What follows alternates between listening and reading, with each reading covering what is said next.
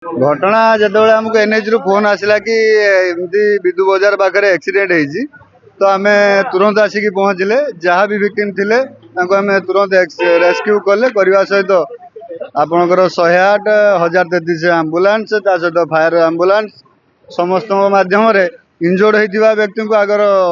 निकटस्थ medical को पठेले तापर जड़े डेथ होते भी ये कले बर्तमान जारी रही उद्धार कार्य। एक्सीडेंटा प्राय तो लगुच माने ओवर स्पीड थिला ता सहित निद आखि लगी से डिवाइडर को जाकि बाड़े आज्ञा बर्तमान तो सेटा किसी जना पड़ी ना कहीं आम सब आसिक सब उद्धार कार्य लगी रही तो पैसेंजर हाँ 50 एभव थे 20 रु 22 जड़े डेथ इंजर्ड पाखे भी 15-20 जन भितर एटा कलकाटा रो आंध्र जाउतिले आंध्र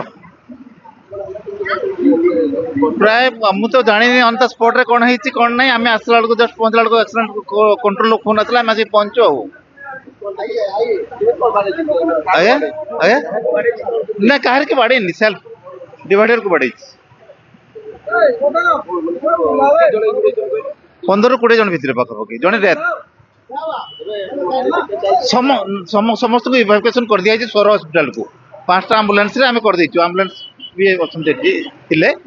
5टा एम्बुलेंस रे एनएचआई एम्बुलेंस रे डेड बॉडी जाईची सब कर देछु